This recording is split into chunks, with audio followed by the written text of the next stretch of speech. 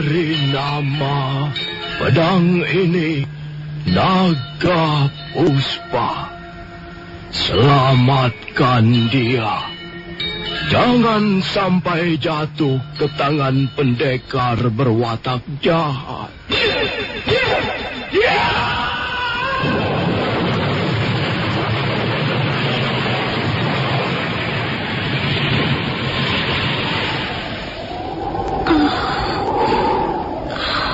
Kakang Kamandanu, kau masih juga tidak percaya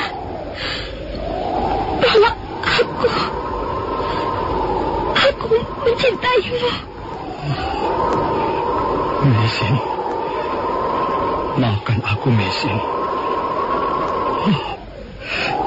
Mesin, Mesin.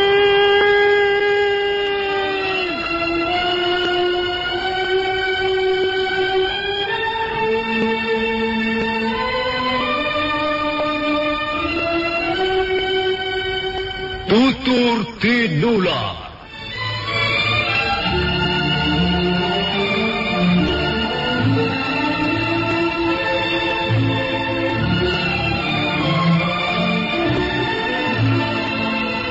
Sebuah sandiwara radio serial, produksi Sanggar Cerita dan Teater Sanggar Prativi. Sebuah kisah dengan latar belakang sejarah runtuhnya Singasari dan berdirinya Kerajaan Majapahit.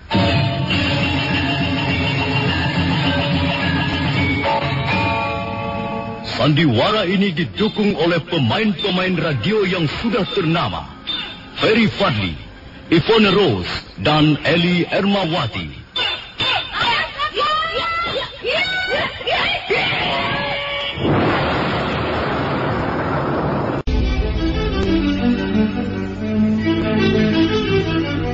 Naskah ditulis dan diolah oleh S. Tijab, hiasan musik dan sutradara C. Ispriyonoka. Kali ini mengetengahkan episode ke-23 dengan judul Wong Agung Turun Gunung. Dalam seri ke-671 ini didukung oleh para pemain Rusli sebagai Patih Emban, Tanpek sebagai Rapangsa, dan Asdi Suhastra, pembawa cerita. Selamat menikmati. Nyi. Apa? Aduh, jupukno pacul. Apa arit kae nyi? Nggih napa to Ki? Kerokan. Alah, wong warok kok masuk angin. Wah, apa ora oleh? Nek masuk angin kedahe nggih kerokan. Ah, bener to? Ning kuncine. Kerokan kok nganggo kunci. Kuncine bal pirik kayu putih. Niki balsem khusus kerokan. Ora pliket, ora bakal adem, angete penak. Wis, kek ndangi. Kerok ono nyi. Bal pirik kayu putih, balsam khusus untuk kerokan. Aroma minyak kayu putihnya sangat terasa. Bal pirik kayu putih dengan formula baru. Tidak lengket, tidak dingin, dan hangat terus. Tonton orang lomo ane nyi. Bal pirik kayu putih pancen hebat. Pun boten masuk angin. Angine minggat. Bal pirik kayu putih, balsam khusus untuk kerokan. Produksi Artois Pharma. Tonton.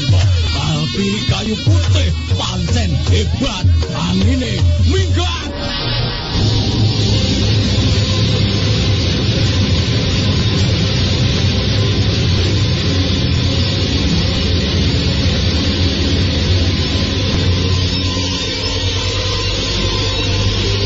Patih Emban kecewa dan ngeloyor keluar dari bangunan kayu Wong Agung di atas lereng Gunung Tengger.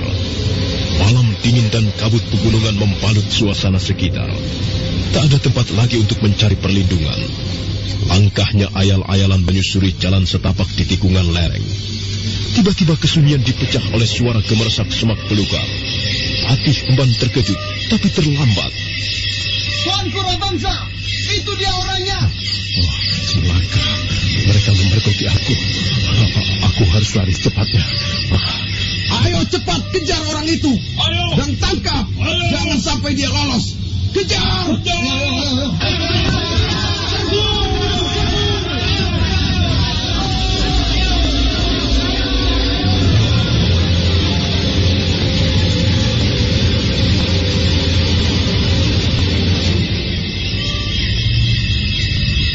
sepi menjadi riuh. Para prajurit Majapahit bagaikan orang-orang kesetanan mengejar buronan yang bernama Patih Emban. Hutan di lereng Gunung Tengger jadi ajang kejar-mengejar yang tak seimbang. Patih Emban terus mencoba berlari sekuat tenaga. Dia berlari sambil melihat kemungkinan untuk menyembunyikan diri dari kejaran. Tapi rasanya tak ada tempat aman untuk menyelinap ke balik semak belukar. Sementara para pengejar sudah semakin dekat.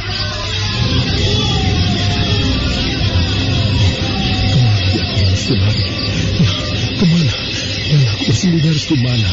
Rasanya mereka tidak akan berhenti mengejarku. Habislah sudah riwayatku. Tamat sudah riwayat Patih Emban. Orang satu-satunya yang selamat dari pertempuran. Lalu, siapa nanti yang akan meneruskan cita-cita perjuangan Gusti Lembu Sora? Kawan-kawan, itu dia. Ayo, jangan biarkan dia lolos. Kejar! Kejar dan tangkap!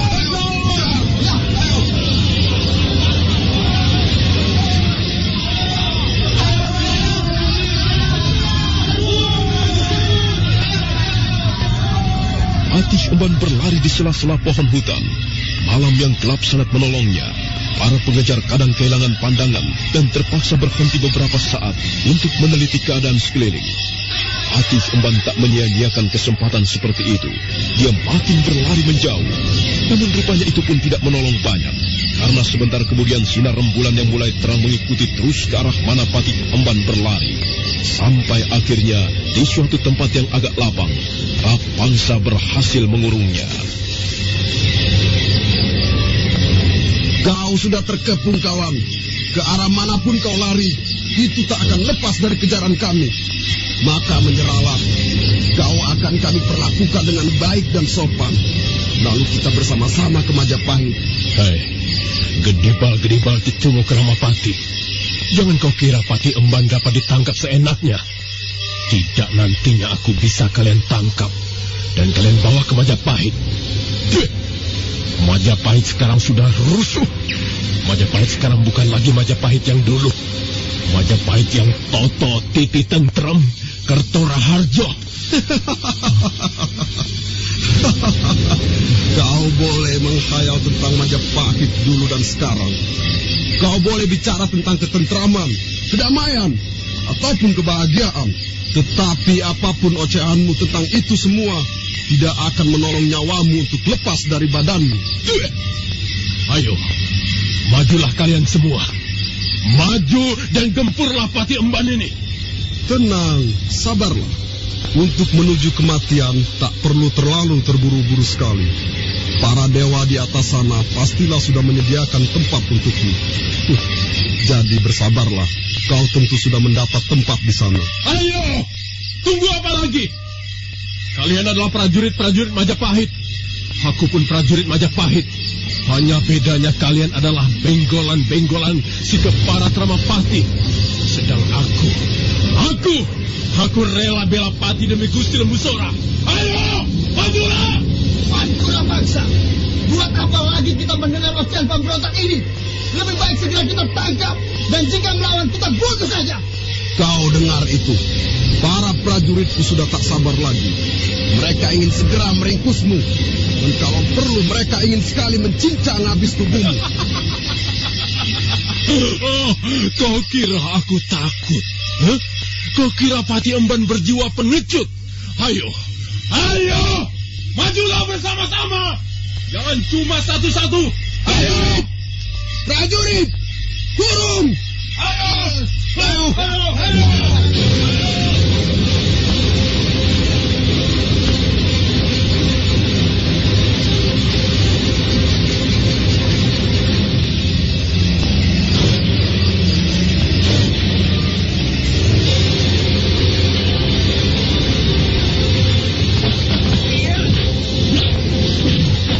Rapangsa menyaksikan jalannya pertempuran. Prajurit-prajurit Majapahit menyerang tanpa ampun. Patih Emban dengan tenang menghadapi mereka. Satu persatu berhasil dirobohkan. Perlawanan sengit Patih Emban lama-lama membuat kesal Rapangsa. Maka secepat kilat, Rapangsa memerintahkan barisan tombak untuk segera beraksi. Dan meluncurlah belasan tombak mengarah pada Patih Emban. Beberapa tombak bisa dihalaunya dengan sabetan pedang. Namun tak ayal, sebatan tombak menancap tepat pada dadanya sebelah kiri. Ayo prajurit. Aduh. Kenapa diam? Habisi dia. Bunuh dia. Aduh. Serbu.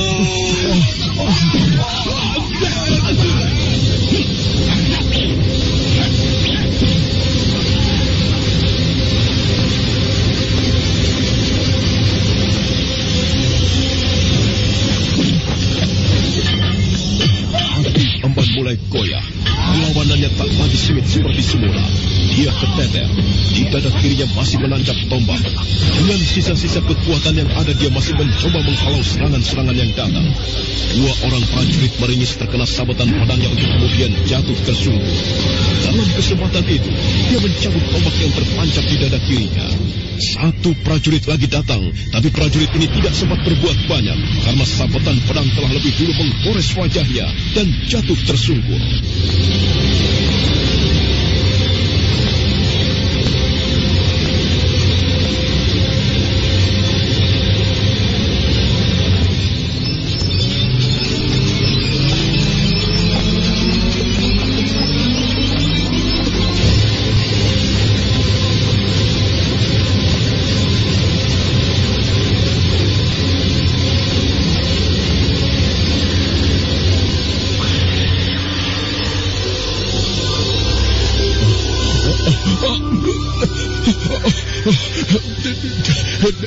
Dada kiriku sakit sekali. Darah terlalu banyak keluar. Aku harus terus lari ke atas lereng. Biar bagaimanapun aku harus tetap hidup.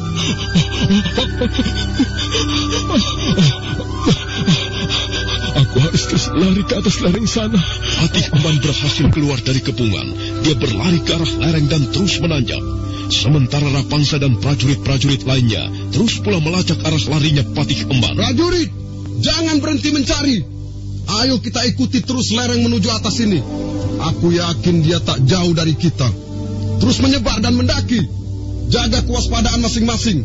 Perhatikan setiap jengkal tanah yang kalian lewati. Siap, Tuanku Rapangsa. Baik, kawan-kawan. Kita terus mendaki lereng ini. Buruan kita tak jauh dari sini. Perhatikan setiap jengkal tanah yang kalian lewati. Jaga kewaspadaan masing-masing. Dan kita bergerak.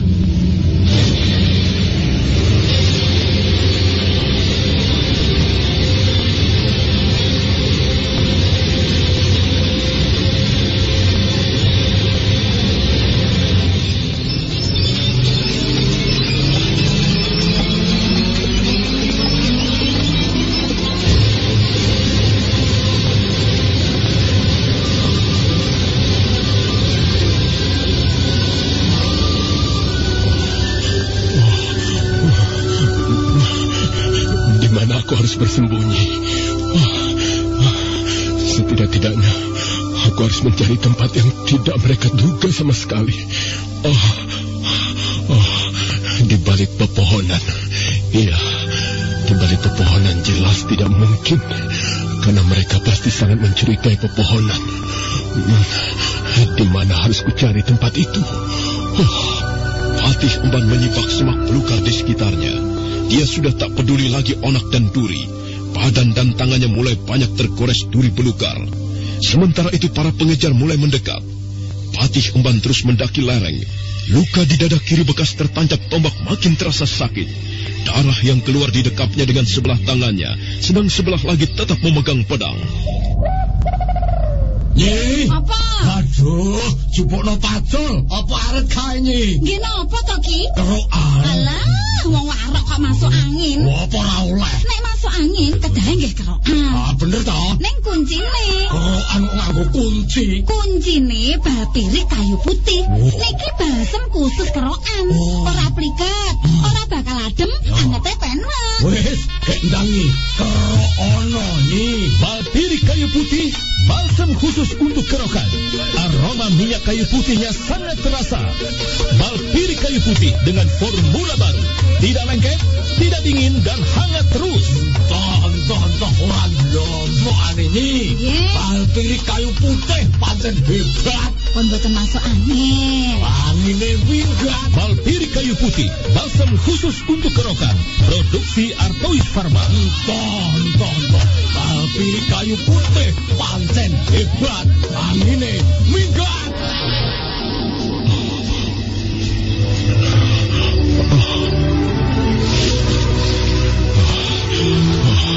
Ini dia. Mudah-mudahan rimbunnya daun talas hutan yang lebar-lebar ini sanggup menutupi tubuhku dari penglihatan mereka. Aku harus merebahkan diri di bawah dedaunan talas hutan ini. Mudah-mudahan mereka tidak menemukan aku di sini.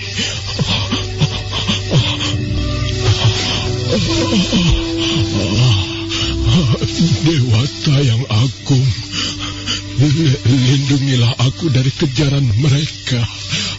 Buatlah para pengejar itu tidak melihat diriku di bawah daun talas hutan ini. Kuserahkan hidup ini kepadamu. Dewata aku.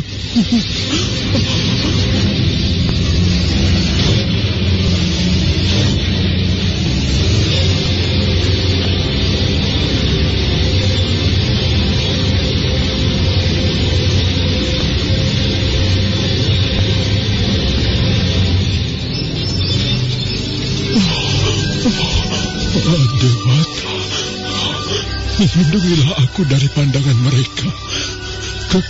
Kaburkanlah mata mereka dari tempatku sembunyi. Dewata, jangan mereka menemukan aku yang tertelungkup di bawah daun talas hutan ini.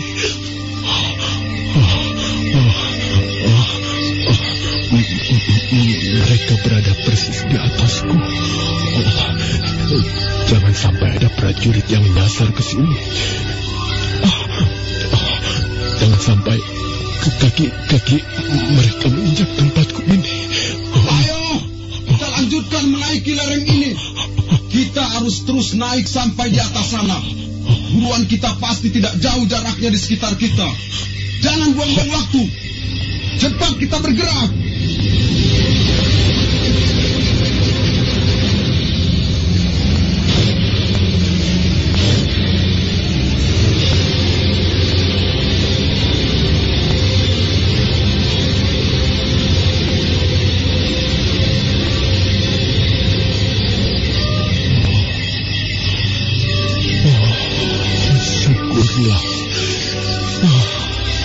Mereka hanya melewati tempat ini.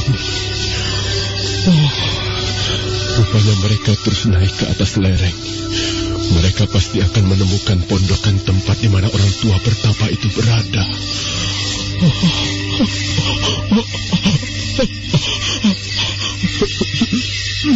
Lukaku semakin sakit.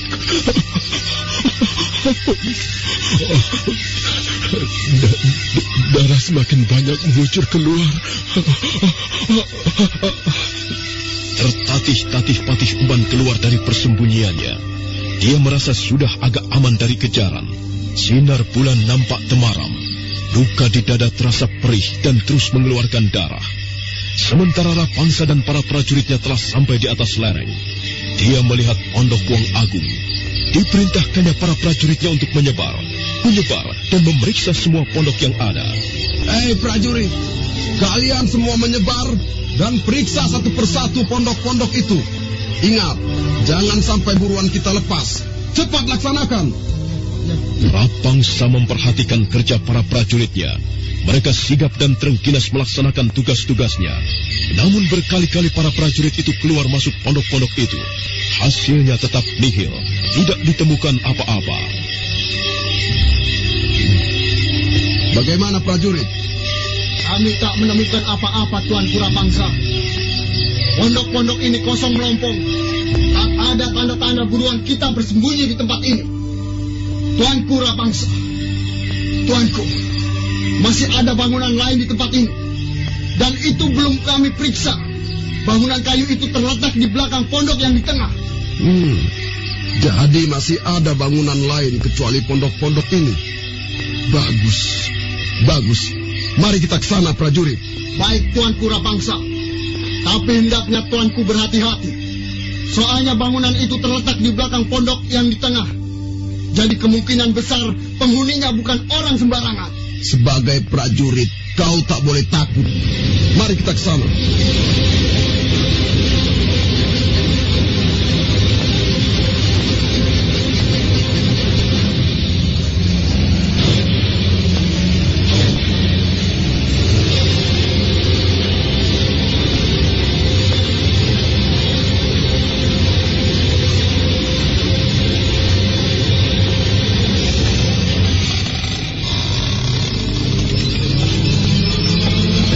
Tua, apa kau melihat seseorang naik ke atas lereng Tengger ini? Tuanku, sepertinya dia sedang bersemadi. Pak Tua, apa telingamu tuli, ha? Apa mulutmu bisu? Ayo jawab. Apakah kau melihat seseorang menaiki lereng ini? Wong Agung tetap diam terpekur dalam semadinya. Rapangsa kesal karena dianggap sepele oleh orang tua yang sedang duduk bersila di atas tikar itu. Rapangsa seperti memerintahkan sesuatu kepada prajuritnya. Setelah itu Rapangsa kembali memasuki bangunan kayu Wong Agung dan mengulang kembali pertanyaannya. Pak Tua, jika kau tak mau menjawab, jangan salahkan kami. Tidak terjadi apa-apa atas bangunan kayu ini. Ayo jawab, apakah ada seseorang naik ke atas lereng ini? Kalau ada, di mana dia sekarang?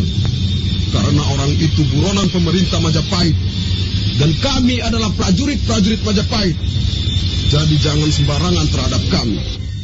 Wong Agung tetap diam tak bergeming. Membuka matanya pun tidak. Rapangsa bertambah kesal. Dia melongok keluar memberi tanda aba-aba pada para prajuritnya. Lalu kembali masuk dan sekali lagi bertanya. Pak Tua, batas kesabaran kami sudah habis. Kalau kau masih juga diam saja, maka jangan salahkan kami. Pak Tua, apa ada seseorang datang kemari? Dia adalah buronan pemerintah Majapahit. Dan kami adalah para petugas dari Majapahit. Jika Pak Tua tahu dan diam saja, itu sama artinya Pak Tua telah menyembunyikan buronan pemerintah. Dan itu berat hukumannya. Tuanku, rasanya percuma saja kita tanyakan padanya. Dia pasti tidak mau menjawab. Setan alas. Jadi kau meremehkan kami para petugas dari Majapahit. Baiklah kalau begitu. Hei para prajurit, lemparkan obor-obor kalian ke atas atap hubungan pondok. Bakar habis tempat ini. Cepat laksanakan. Ayo lempar obor-obor itu. Bumi anguskan tempat ini. Bakar semua.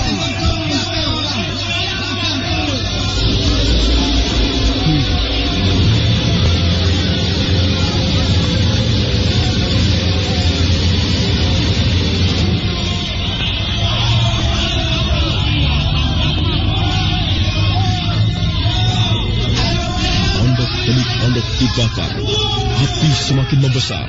Warna langit yang semula redup dan temaram sekejap berubah jadi terang benderang berwarna merah. Padepokan Gunung Tengger berubah menjadi lautan api.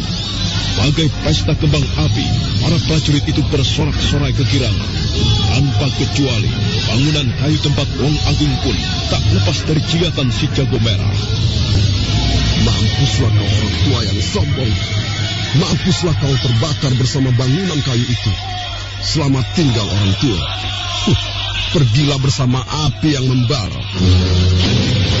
Prajurit, kita kembali ke Majapahit.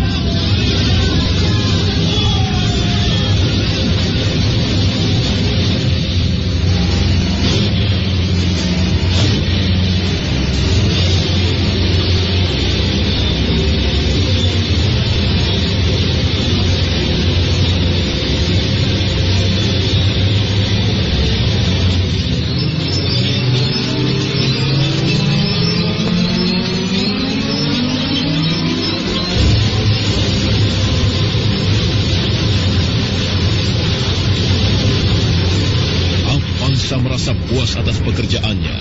Dia tersenyum melihat api yang menjilat-jilat seluruh pondok. Kemudian dia memerintahkan para prajurit untuk kembali turun ke bawah dan pulang ke Majapahit. Sementara itu, api terus membakar habis seluruh bangunan Padepokan Tengger. Tetapi Wong Agung tetap pada semadinya. Bangunan kayu tempatnya bersemadi mulai habis dilahap si jago merah.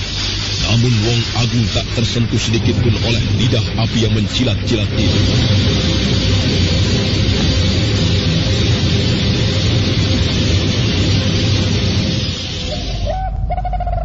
Nyi. Apa?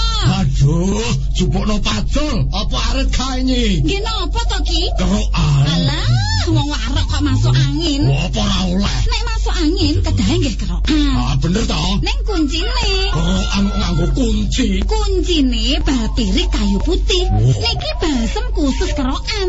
Ora pliket, ora bakal adem, angete penak. Wis, gek ndangi. Kerok ono nyi. Bal pirik kayu putih, balsam khusus untuk kerokan. Aroma minyak kayu putihnya sangat terasa. Bal pirik kayu putih dengan formula baru. Tidak lengket, tidak dingin, dan hangat terus. Toh, orang lomo ane nyi. Bal pirik kayu putih pancen hebat. Pun boten masuk angin. Angine minggat. Bal pirik kayu putih, balsam khusus untuk kerokan. Produksi Artois Pharma. Toh. Bal pirik kayu putih pancen hebat. Angine minggat. Bangsa puas menyaksikan hasil pekerjaannya. Dia tersenyum kecil. Anak asuh Ramapati itu lalu memerintahkan para prajuritnya untuk turun ke tempat semula untuk kemudian kembali ke Majapahit. Api memusnahkan seluruh pondok di Padepokan Tengger. Bangunan kayu tempat Wong Agung pun sudah habis dilalap si jago merah. Yang tersisa kini tinggal puing-puing membara dengan asap berkepul-kepul. Tapi Wong Agung yang dikenal sebagai Guru Jana Mahadwija itu tampak masih tenang pada posisi semadinya. Tak bergeming sedikit pun, tak tersentuh api sedikit pun. Dia tetap tegar dalam semadinya. Dia tak terbakar karena dalam dirinya terdapat aji segara geni.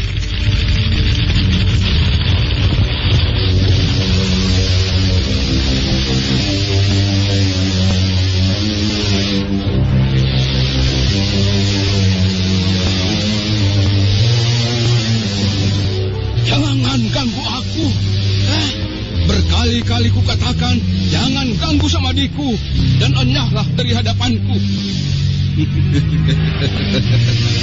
Wong Agung, kenapa kau menjadi begitu bebal?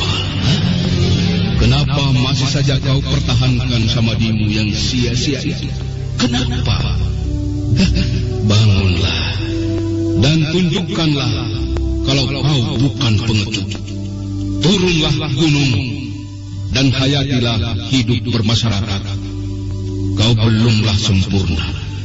Jika kau tetap menyendiri dan tidak mau menghayati arti hidup di masyarakat manusia. Jahannam! Bagus. Kau bisa marah. Itu berarti kau masih manusia biasa. Tapi kenapa kau tidak marah? Sedang murid-muridmu sudah terbunuh di bawah sana. Aku jadi tak habis mengerti, Wong Agung. Aku tak mau mencampuri urusan duniawi. Kenapa? Kenapa tak mau ikut campur urusan dunia? Sementara kau sendiri masih sebagai manusia.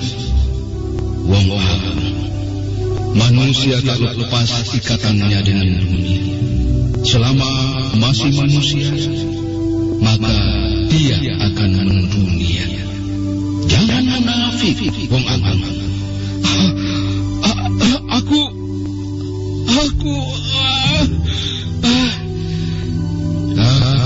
tak bermaksud mengadilimu, Wong Agung. Aku cuma mencoba membantumu untuk membuka mata pada kenyataan yang ada. Murid-muridmu sudah kau perintahkan turun gunung. Padepokanmu sudah kau bubarkan. Tetapi kau sendiri diam menyendiri seperti ini. Lalu apa yang kau mau? Apa yang kau cari, Wong Agung? Tidak. Tidak!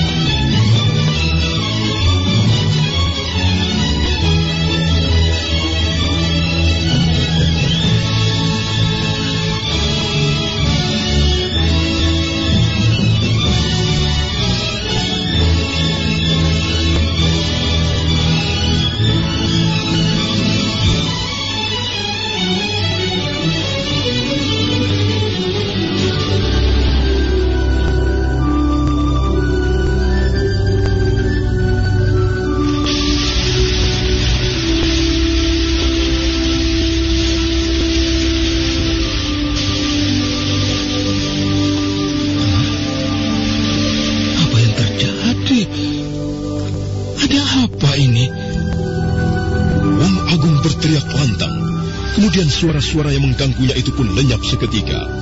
Dan begitu Wong Agung terbangun dari semadinya, dia nampak terkejut menyaksikan pemandangan yang terlihat di hadapannya. Tempat di mana dia semadi sudah rata dengan tanah. Puing-puing membara dengan kepulan asap mengitari dirinya. Apa yang telah terjadi? Kenapa tempatku sudah habis terbakar seperti ini? Semuanya habis terbakar. Tak ada sedikit pun yang tersisa. Pohon-pohon pun ikut terbakar. Perbuatan siapa ini? Tangan-tangan melaknat siapa yang sampai hati melakukan pekerjaan seperti ini? Hati Wong Agung terenyuh melihat keadaan sekeliling yang hangus terbakar. Dengan perasaan sedih, diperiksanya runtuhan puing-puing bekas padepokannya. Bagai tersayat-sayat hatinya menyaksikan semua yang terpampang di hadapannya. Dia merasa tak pernah punya musuh.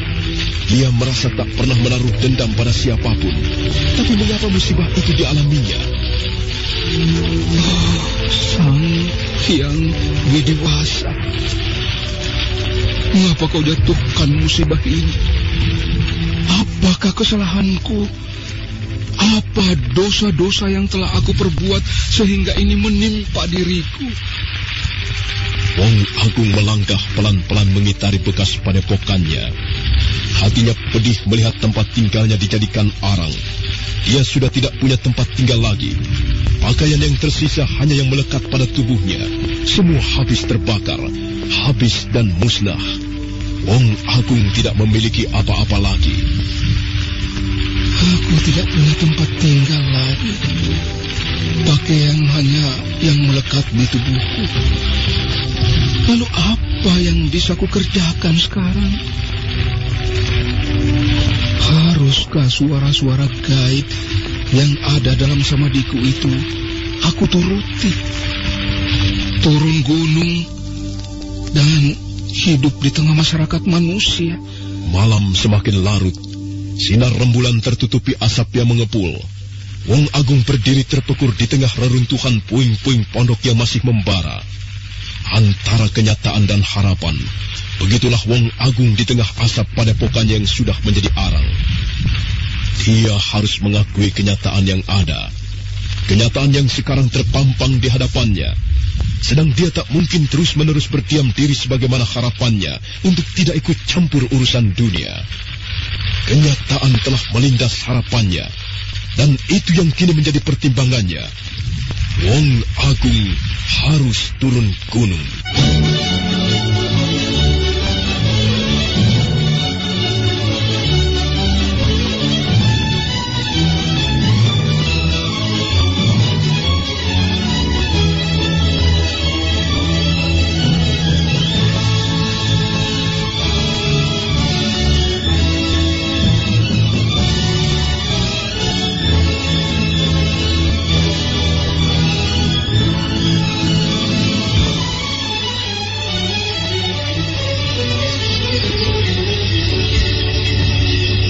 Itu juga, tanpa menunggu hari menjelang pagi, dia turun gunung memenuhi suara-suara gaib dalam semadinya. Wong Agung melangkah perlahan-lahan menuruni lereng Gunung Tengger. Hatinya terus bertanya-tanya tentang siapa yang telah berbuat hina membakar padepokannya. Perbuatan itu dianggapnya tidak satria, karena dilakukan pada saat dia tidak dalam keadaan terjaga.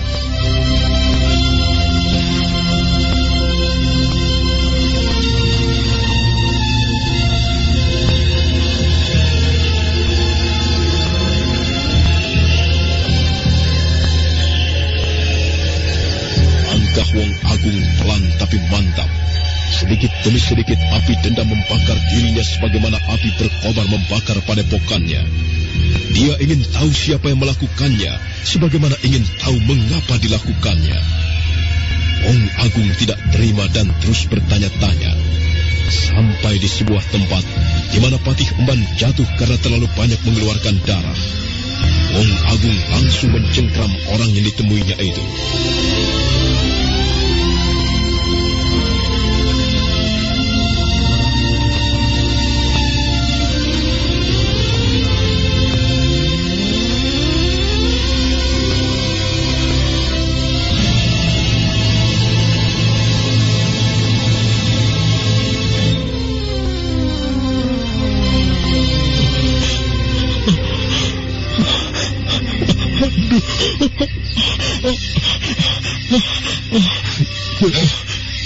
Ayo, cepat katakan siapa dirimu dan dari mana asalmu, serta apa yang kau lakukan di lereng Gunung Tengger ini. Siapa kau? Aku yang tanya, bukan kau. Aduh, sakit sekali. Lukaku pedih sekali. Ayo, jawab pertanyaanku. Siapa kau, dari mana, dan mau apa datang ke lereng Tengger ini? Aku bernama Patih Emban. Iya, berasal dari Majapahit.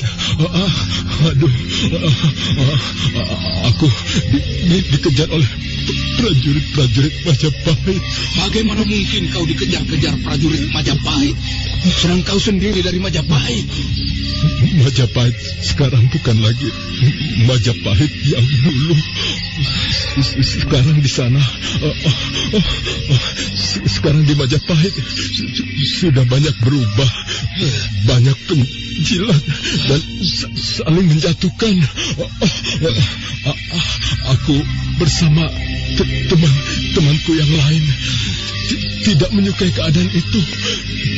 Kami memberontak dan semua tewas, termasuk Gusti Lembusora. Aku selamat, Pak, dan dikejar-kejar, Pak. Mereka hendak membunuhku. Tolong aku, tolong.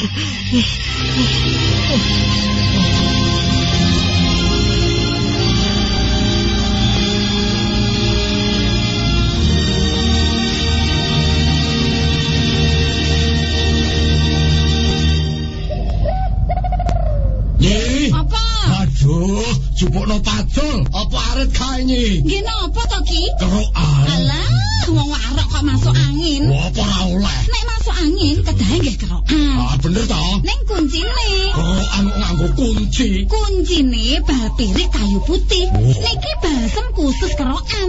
Ora pliket, ora bakal adem, angete penak. Wis, kendangi.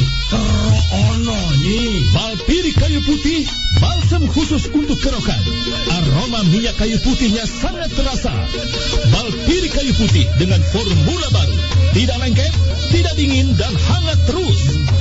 Tonton ora ndono aneh.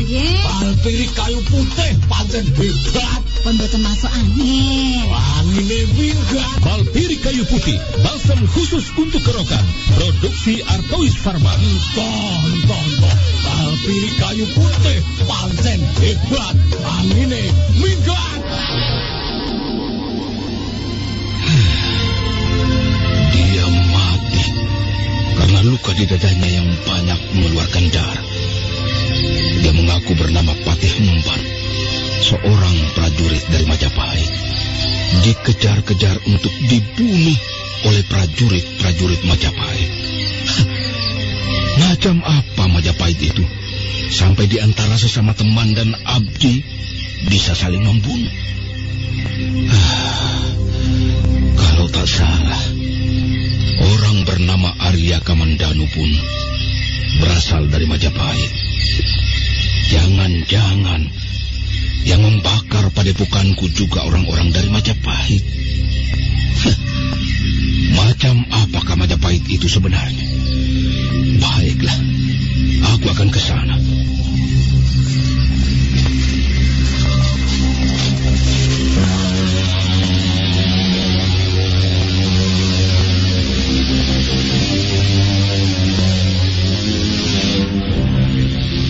Wong Agung terus meluncur turun gunung. Benaknya dipenuhi tentang Majapahit, karena orang yang bernama Arya Kamandanu juga berasal dari Majapahit. Dia semakin ingin tahu tentang Majapahit. Dia pun menyimpulkan bahwa pembakaran tempat tinggalnya pasti dilakukan oleh orang Majapahit. Dendam kian membara di dada Wong Agung. Dia ingin segera sampai di Majapahit, tempatnya orang-orang laknat. Dia benci kekerasan, tapi dia sendiri korban dari kekerasan.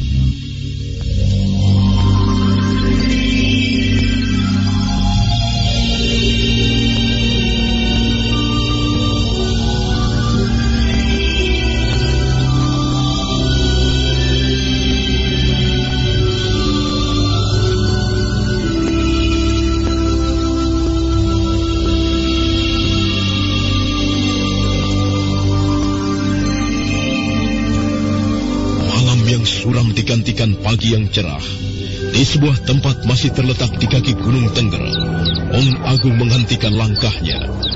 Dia tertarik pada seorang petani yang sedang mengerjakan galangan air persawahannya. Petani itu nampak asik bekerja, tatkala Wong Agung datang mendekatinya.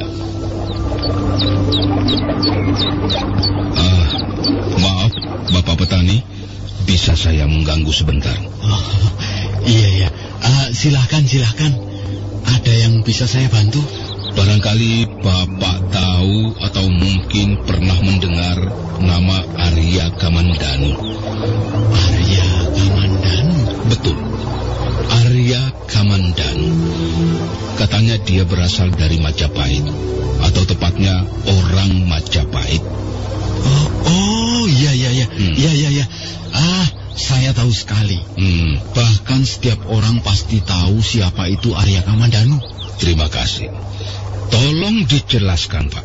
Loh, kok Bapak ini tidak kenal Arya Kamandanu? Memangnya Bapak datang dari mana? Saya asli orang gunung, Pak. Tempat tinggal saya jauh di atas lereng gunung. Sebab itu, saya tidak pernah tahu perkembangan di bawah. Begitu ya, pantas. Jadi Bapak tidak pernah turun gunung? Betul. Wah, makanya Pak, sekali-sekali perlu juga turun gunung sehingga tahu perkembangan, Pak. Tidak terpencil sendirian. Iya. Saya memang sangat jauh tertinggal. Tapi tolong cepat jelaskan pada saya keterangan-keterangan mengenai Arya Kamandanu. Baiklah. Begini. Iya. Arya Kamandanu itu seorang yang dikdaya. Sakti Mandraguna. Beliau termasuk kesayangan Gusti Prabu Kertarajasa Jayawardana. Oh, begitu. Lalu? Beliau seorang pendekar pilih tanding yang mumpuni. Sebab itulah Gusti Prabu Kertarajasa berkenan mengangkatnya sebagai seorang panglima perang Majapahit.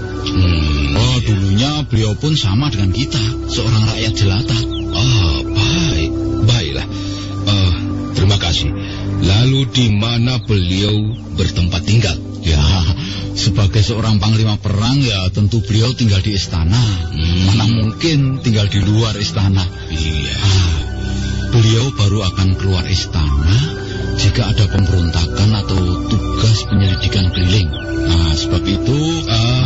Ya, terima kasih, Pak. Cukup.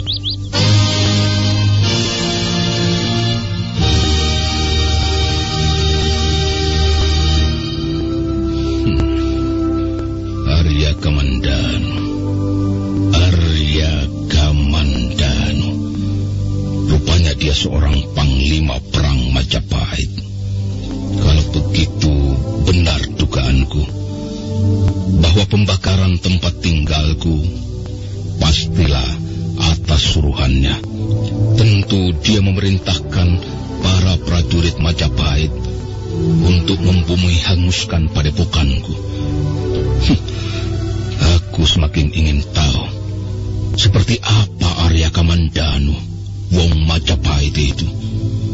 Aku penasaran setinggi apakah ilmu yang dimilikinya sehingga dulu dengan mudahnya membunuh murid-muridku. Murid tertuaku, Tumpaje, menyusul Jana Lelung dan Sutra Balung. Semua mati secara misterius. Dan si Arya Kamandanu hanya meninggalkan selembar daun rontal. Kurang ajar benar si Arya Kamandanu itu.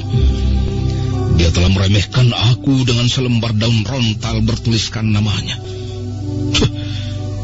Tunggulah Kamandanu, tunggulah Wong Agung ini. Wong Agung semakin kesal dan mendendam pada Arya Kamandanu yang dinyatakannya sebagai pembunuh murid-muridnya. Sebenarnya lah itu dilakukan oleh Dewi Sambi sebagai umpan agar Wong Agung turun gunung untuk membalaskan dendam Empu Tongpajil terhadap Kamandanu. Karena Wong Agung tidak juga terpancing, maka Dewi Sambi membunuh murid lainnya, yakni Sudra Palong dan Jana Lelung.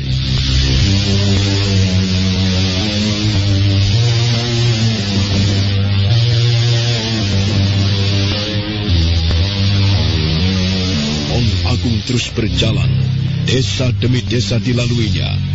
Desa Jajahu, Kota Tua Singasari, Desa Hambal, Panitikan, Kadambean, dan akhirnya terus menuju Kota Raja Majapahit.